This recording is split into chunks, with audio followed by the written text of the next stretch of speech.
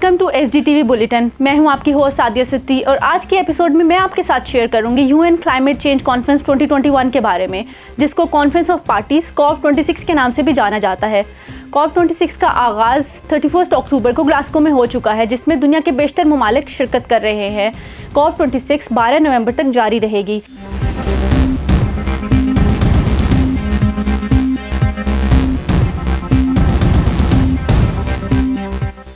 आइए नज़र डालते हैं COP26 के हवाले से SDPI की क्या कंट्रीब्यूशन रही है, और हम आपके साथ शेयर करते हैं अपनी पहली रिपोर्ट जिसका टाइटल है green financing and economic recovery of Pakistan. Now, just to give you a back of envelope calculation, for example, if we have to roll back on the Sahiwal coal power plant, so we just try to see that how much will it cost in that case, and we realized that it would be around 1.2 to 1.4 billion dollars that are required to roll back any single coal-based power plant in Pakistan, and that also include, apart from your alternative cost of providing energy, the dispute settlement cost. Because government of Pakistan, as you know, have already provided sovereign guarantees to these power generators. And the moment we try to roll back any of those coal-based power plant, the generators, they would go to dispute settlement bodies, arbitration, international arbitration court, and that's where we will have to pay the damage and the cost of litigation as well. It is also pertinent to highlight that globally Pakistan is amongst the countries having lowest per capita carbon footprint. This is in the context of, I think it's pertinent to talk about this because there's a lot have been talk about rolling back the coal power plants and the issues and the cost which is involved. So it is globally Pakistan is amongst the countries having lowest per capita carbon footprint. The country's per capita carbon emission figure is 1.01 metric ton, which is less than 1% share of the global emission. But at the same time, as it has been pointed out, that probably in spite of having very low carbon emission, and we have the threats level is very high for Pakistan. Currently in Pakistan, we have 12% share of coal in the power generation, which is much lower than our neighboring countries. But this obviously does not de-emphasize the requirement for improving the environment and making less and less coal in the energy mix. Loss and damage mechanism, the financing mechanism, this is something where we would be debating and discussing in Glasgow next week. But right now, the two innovative approaches on which my colleagues would be discussing is debt swap for green recovery that Pakistan can rely on, and then green recovery from COVID-19, how we can channelize some of the funds provided for COVID-19 for green recovery. So these two reports, SDPI researchers, they would be presenting for your critique, for your validation, for your endorsement, for your questions, the STEAM panel which has joined us today.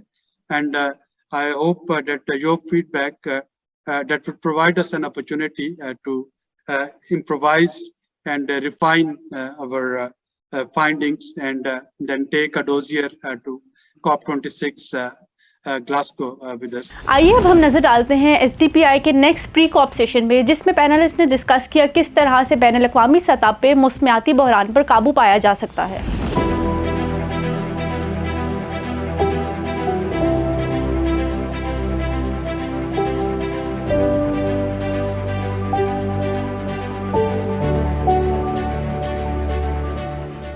How do you see this COP26 happening, success-wise? Do you see that some positive outcome would be having, because due to COVID-19, there are a lot of challenges for developed and developing world as well for arranging even this, COP?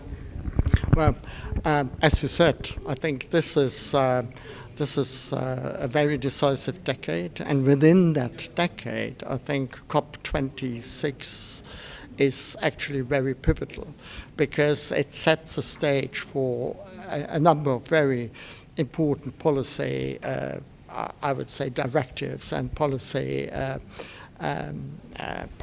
directions. Yes, I think, of course, the jury is still out. There are a number of very substantive issues still to be decided, not least on climate finance, on the nationally determined contribution of each and every country. But I think each and everyone knows how sensitive, how important it is. And you are right. I mean, COVID, that, took away from us and from the climate discussion at least a year. Now with the COVID situation, let's say, at least in general, on the mend, I think there is no time to lose to concentrate and to focus now absolutely, substantively and definitively on the climate issues. And I very much hope that COVID-26 can make a decisive contribution to that.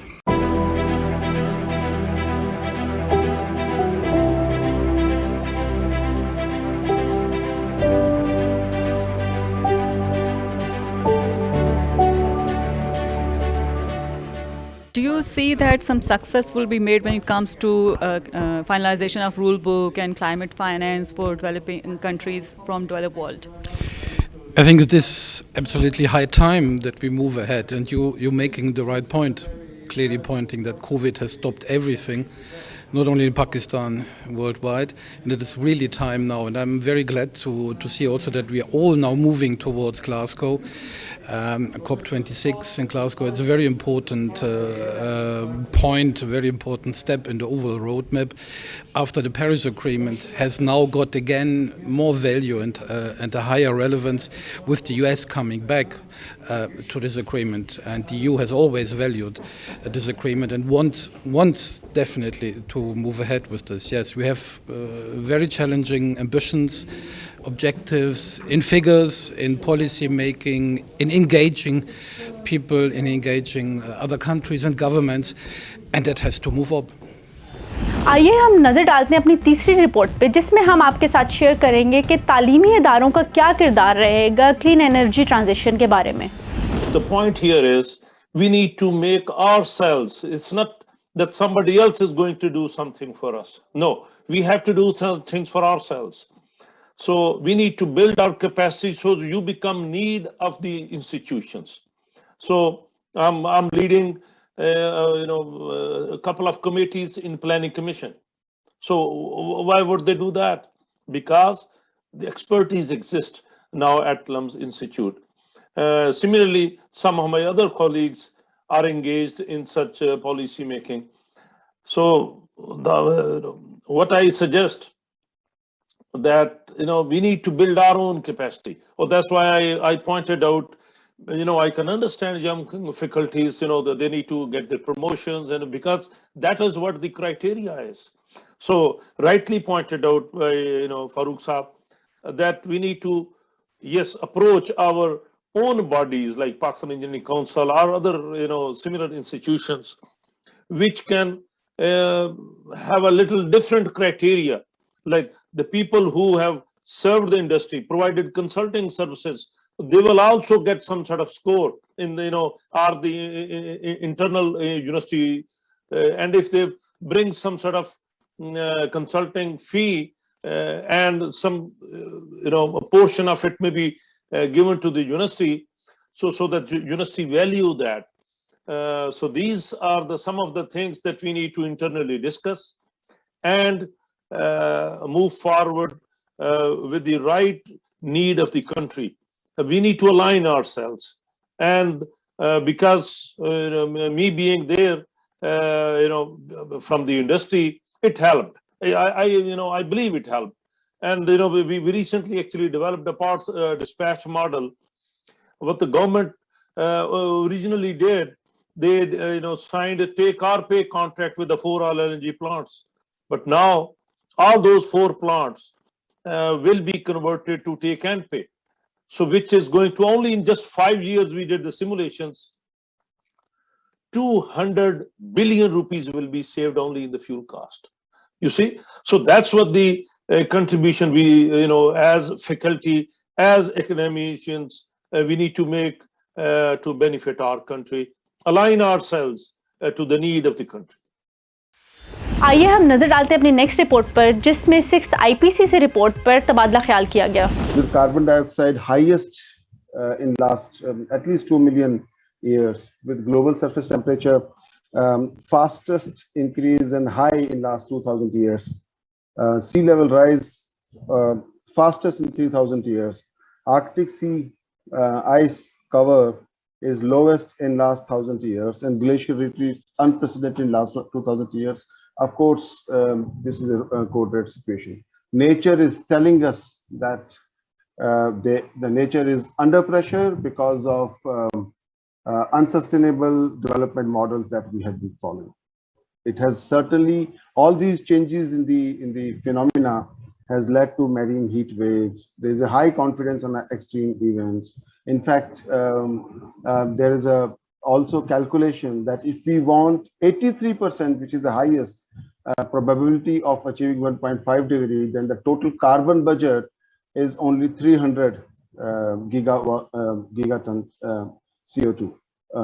That means 36 gigaton per year. That's the average. In the climate arena, we are actually heading a tipping point. And the tipping point is that if we will not take action now, we will have to face a lot of things. And now the situation is turning into an humanitarian situation. It's not only when we were talking about climate change adaptation or DRR. It is already, we have already crossed. This report is not, by the way, the first time. This is the warning when we say, red code. Red code mean, earlier reports were also saying the same, but these reports have testified with certain scientific evidence that now it is happening.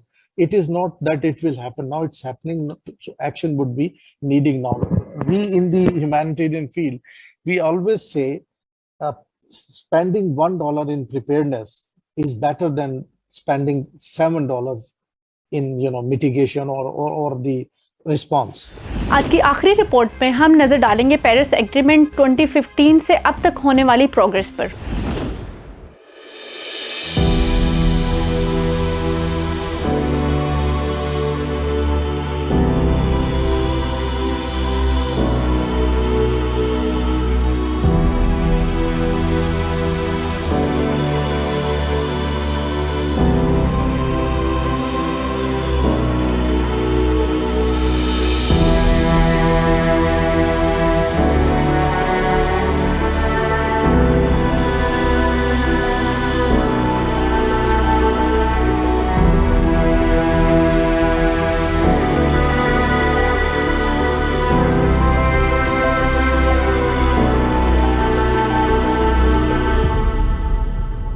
Good morning. As we know that climate crisis is killing people both in rich countries and the vulnerable countries like Pakistan. So we are here today at pre-COP 26 to take distinguished recommendations and the opinions from our speakers that is invited from different embassies and parliamentarian sector. We are here to make an urgency about the smoke screen and climate markets, and further to push for the climate resilient net plans. Now we will look forward for the opinions and the best recommendations from our panelists. So the main thing we want out of COP26 is that commitment to net zero. So for all countries to come forward with their commitments as was agreed in Paris, and then to help vulnerable countries like Pakistan. I am very, very convinced that Pakistan has a big leadership role to show. Prime Minister Imran Khan has very strong environmental credentials. The billion tree tsunami shows what you can do for nature-based solutions, and I'm quite excited about building that conversation with business, the private sector and youth, so that Pakistan and others in the region can be a real part of driving change in Glasgow. I think we cannot afford with another delay. In fact, need more than ever this conference because it's also about the reconstruction after the devastation of the pandemic that we will talk about, and how to integrate in the recovery, in the economic recovery, the climate change dimension. And it's why for France we have 1/3 of the recovery finance plan which is devoted to the climate change action. I think that is absolutely, I mean, that's not even a choice.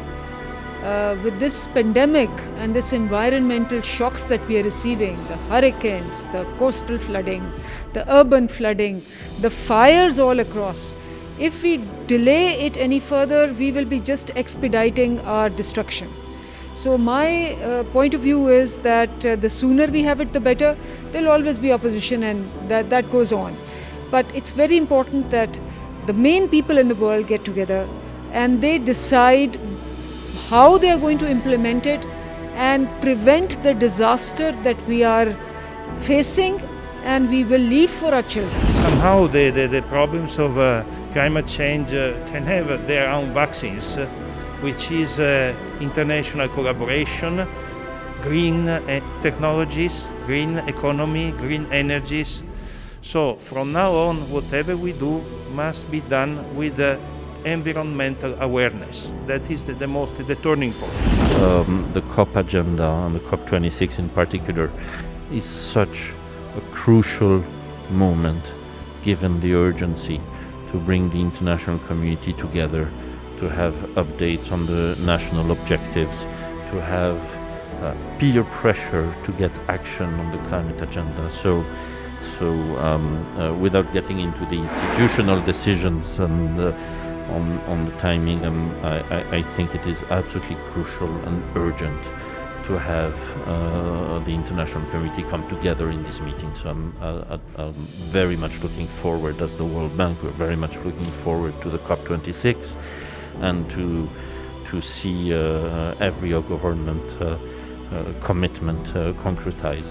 And as far as the World Bank in Pakistan is concerned, we are committed to support the government of Pakistan's plans in adapting to the climate agenda and contributing to the emissions reduction.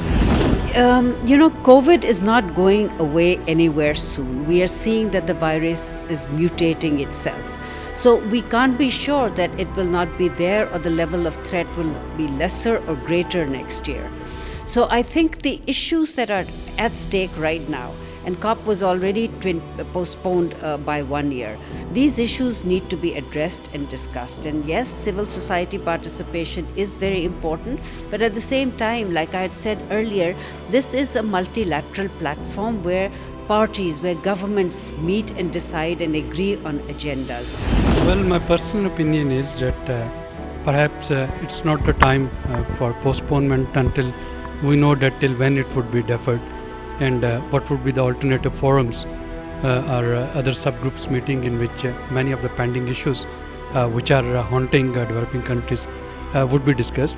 So in principle, of course, the stance of civil society organization, it has merit and it has certain strengths due to travel restrictions, due to COVID, due to many other limitations. Most of the observers and civil society and delegates, they would not be able to participate in COP26, but perhaps we need to then emphasize on making it a hybrid event where the civil society participants, those who can't travel, they can at least give their contribution in a meaningful manner through other audiovisual means and through using the latest technology. But plainly postponing it, and we don't know when COVID situation would improve, and if it improves, perhaps it will create a dent on the progress that the global community wants to achieve out of it. COP has already been postponed once. It was scheduled to be held in November last year. It was rescheduled this year. As I mentioned in my presentation also, because of COVID, the preparatory process, which consists of hundreds of meetings, has suffered. There is a case for a further postponement, but on the other hand, there is also a stronger argument for keeping the conference, even if the results are not entirely 100% positive, and because the challenge of climate change is too big and too serious and to be put off. There are decisions that have to be taken, and there is the opportunity of renewing political commitment. So the British government is determined. I mean, they are even prepared to arrange vaccination of all the delegates as well as the civil society representatives. And I'm not sure, but I think the conference should take place. And if there are problems, there are enormous problems left over from Madrid, and new problems. They can be handled next year. So I think that so much of effort has now gone into COP26, and it has already been postponed by a year. So I guess the event is now scheduled to take place from the 31st of October till the 12th of November. It is being regarded as one of the most momentous events. It is being regarded as an event where important policy decisions have to be made. They have to be taken because there is a global rising of temperatures. So I think the event should take place. We should look forward to that event, because at that particular event about 40,000 people are expected to participate from all over the world, like over 200 international leaders, then people from the civil society, people from the organizations which are responsible for mitigating the negative effects of climate change. So I think Pakistan should go there with a very clear policy. That I think is very important, because we are now talking about reducing carbon emissions. We are talking about reducing the temperatures. So I think it's an important event. We should participate. So we brought for you a useful suggestions, opinions, review, previews by our distinguished speakers. So finally, we concluded over here that we have to implement 3 C's, that is COVID, climate, and conflict with such an energy that reflects our socio-economic and values, and the participation of youth that matters most to fight with these ecosystem crises.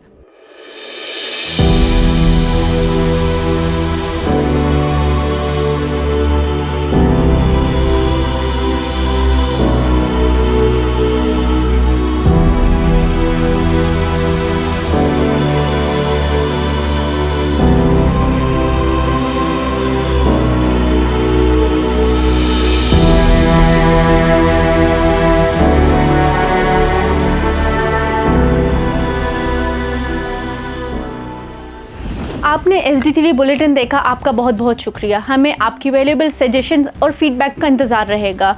मज़ीद मालूमात के लिए देखते रहिए SDTV।